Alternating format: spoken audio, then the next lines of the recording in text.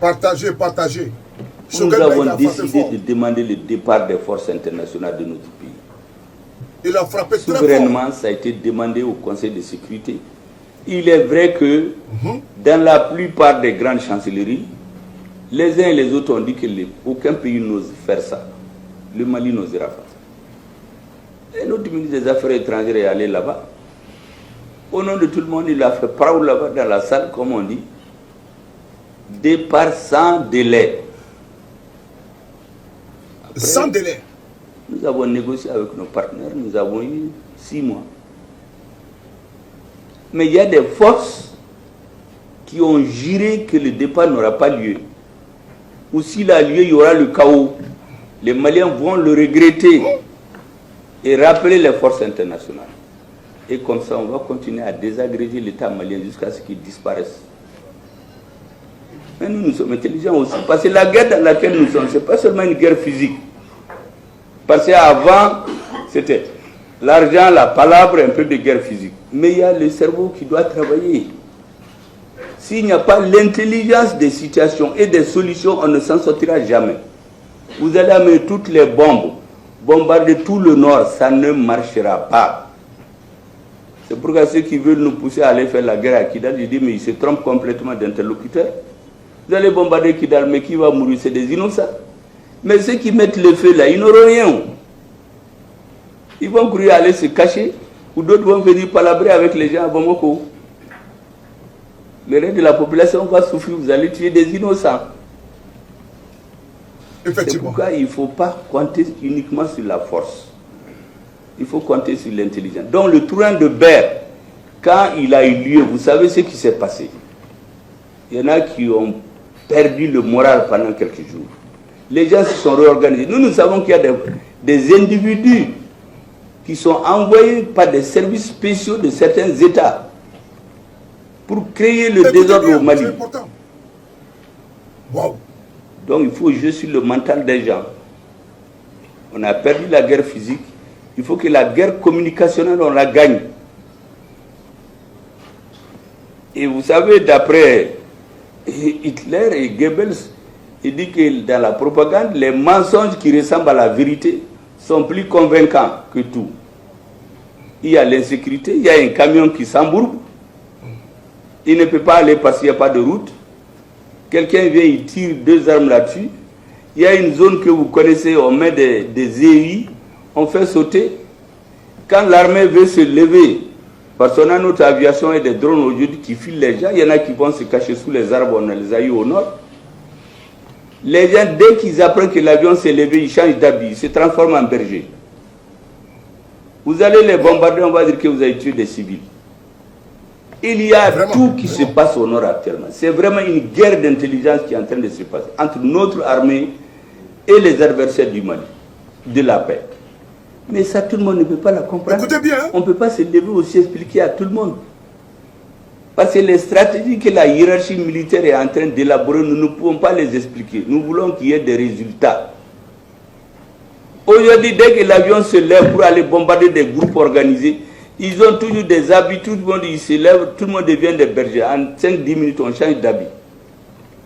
Et il y a d'autres qui sont avisés, dès que vous les touchez, ah oui, l'État malien a commencé à bombarder des populations civiles, les massacres des populations. D'ailleurs, ils choisissent les Arabes et les Touaregs. Vous savez, quand on a renvoyé une certaine radio ici, vous savez ce qui s'est passé la veille? On a tué 2 personnes à la frontière de la Guinée et 2 personnes à la frontière de la Mauritanie. C'était pendant l'embargo. Or, ces 2 pays avaient dit qu'ils ne vont pas respecter l'embargo. Donc, il fallait nous mettre en conflit. Et on entend sur une radio que oui, l'armée malienne est venue, elle a rasé tout un village. Ceux qui ont pu se sauver ont fui dans la forêt.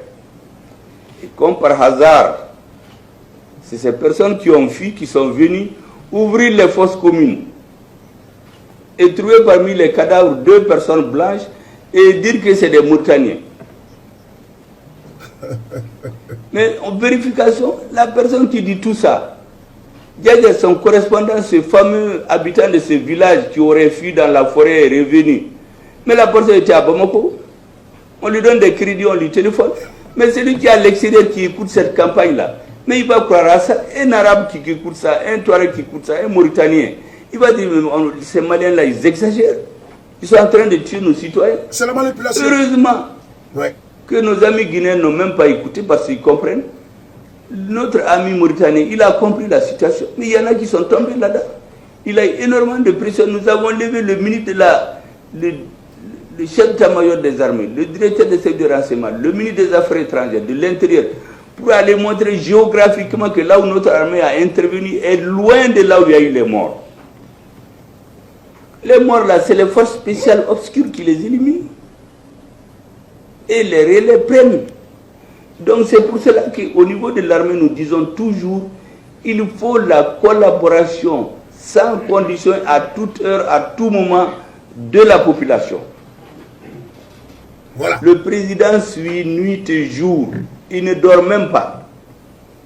Il y a beaucoup de ces activités qu'on a annulées pour le suivi total du départ des forces internationales jusqu'au 31 décembre. Très bien. Il y a beaucoup de bases à libérer. Certains ont juré que ces bases ne seront pas transmises. Mais beaucoup d'espoir de ces messieurs avaient été mis sur paire. Beaucoup, je vous l'apprends aujourd'hui.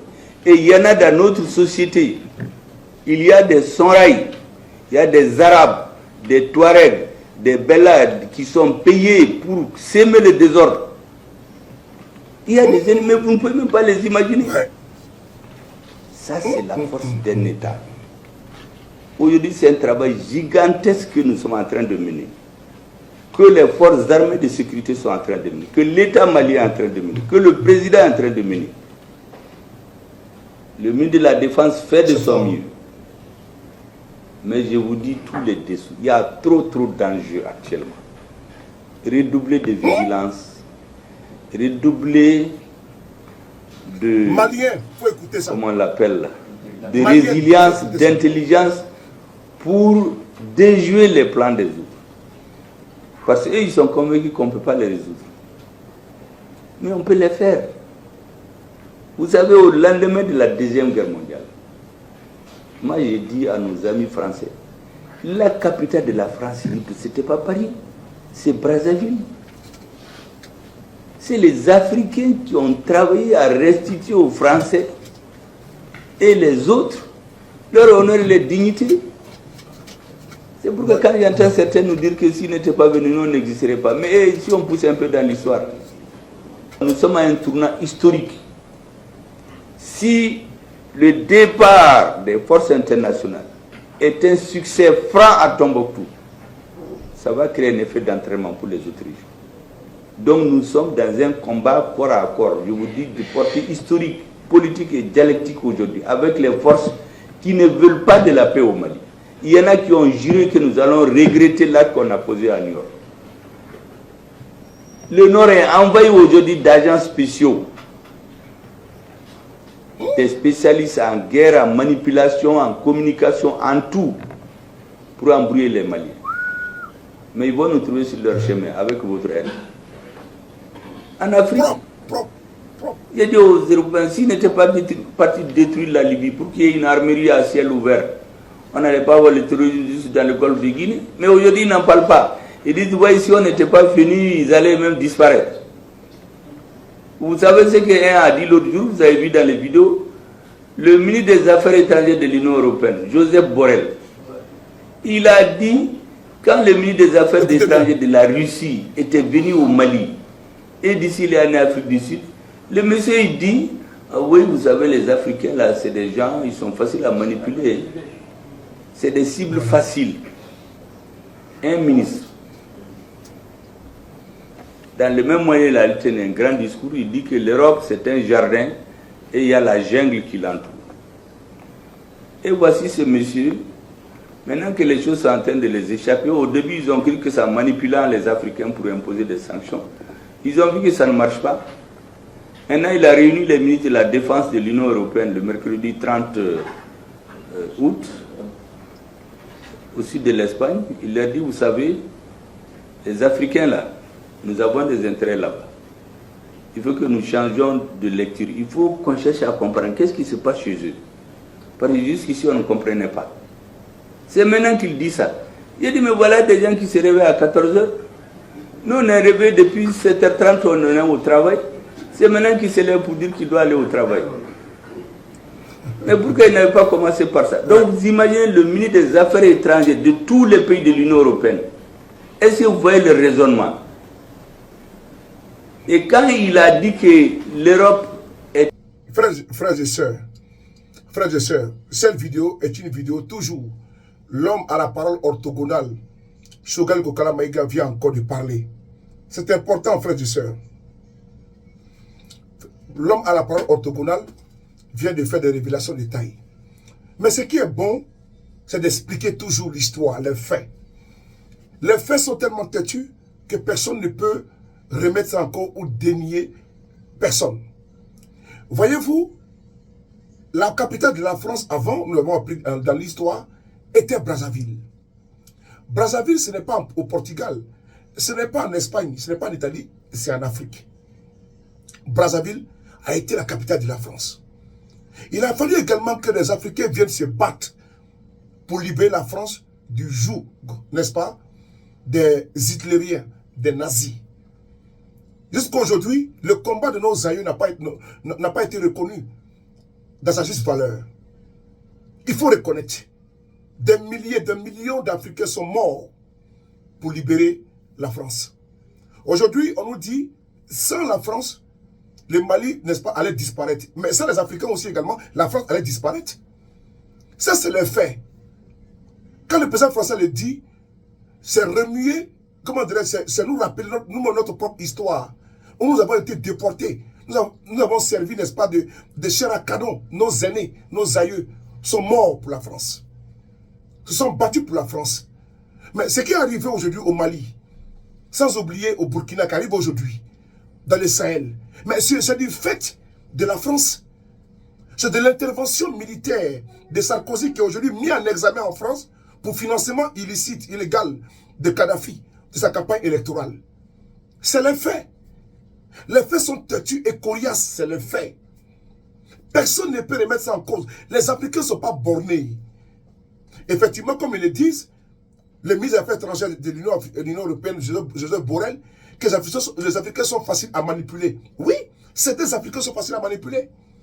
Comme le disait Joseph, n'est-ce pas, Fanon, la lutte contre les colonisés se passera entre les colonisés eux-mêmes. C'est-à-dire que c'est nos propres frères africains qui aujourd'hui font la contre-communication pour que les Africains sortent, n'est-ce pas, du joug des impérialistes, des prévaricateurs et des capteurs de nos, n'est-ce pas, délais publics. C'est gravissime. Au Mali aujourd'hui, c'est des Maliens, les bozos, comme l'a expliqué le Premier ministre, les dozos, les peuls, les comme ci, comme ça, toutes communautés confondues, certains traitent avec l'ennemi pour mettre leur propre pays à genoux. C'est lamentable. Le Mali a un défi grand devant lui. Vous avez vu ce qui s'est passé entre la frontière de la Guinée, la frontière de la Mauritanie. Et donc il faut disloquer le Mali parce que le Mali est vachement riche. Le Burkina, pareil, avec l'or qui est dans son sous-sol. Certains Africains n'ont pas compris l'enjeu. Le combat est rude. Il faut soutenir le Mali. Mais je vous demande une chose, de cliquer sur la cloche, abonnez-vous à la page, et également de partager la vidéo. Ben, c'est vous qui êtes les relais. C'est vous qui faites la communication, ce n'est pas moi. C'est vous qui êtes l'essence. La manipulation doit plus passer. On doit faire barrage à la manipulation. Les troncages des faits ne doivent plus passer. C'est comme si les Africains, comme l'a dit Sarkozy, les Africains sont pas entrés dans l'histoire. Quelle insulte! Un président français, Sarkozy, vient en Afrique, dans le continent africain, il dit nous ne sommes pas rentrés dans l'histoire. Et certains Africains applaudissent ça. Et quand on nous dit également que sans, n'est-ce pas, la France, le Mali allait disparaître. Mais c'est également la France, il n'y aura pas également l'avancée et l'armement des terroristes à travers l'invasion de la Libye où ils ont tué Kadhafi. Les dits, là, ça veut dire qu'ils ne s'occupent même pas de ce qu'ils ont fait en Libye. Ils n'ont même pas pu gérer ces vies après-vente et ils s'en prennent aux États. Il faut arrêter ça. La condescendance doit cesser. Ce n'est pas une défiance, c'est de la réclamation de notre liberté. On va se battre pour arracher notre liberté et notre souveraineté. Partagez, invitez les beaux amis, mettez tout de j'aime. Cliquez sur la cloche pour vous abonner sur la page Facebook. Personne, aucun Africain ne doit avaler, ne doit gommer ces gens de propos qui sont condescendants, irrespectueux. Quel zèle de le faire. Et quand certaines personnes le disent, d'aucuns disent non, vous êtes contre la France. Non. Contre la politique des élites français, des gouvernants français, qui nous prennent encore comme des primitifs. C'était un révolu. Ce temps de l'esclavage est révolu. Nous ne sommes plus, n'est-ce pas, au temps de la pierre taillée, au temps de la pierre polie. Nous sommes actuellement en 2023. Ce qui s'est passé en 1800 et quelques, ça ne sera pas en 2023. Non.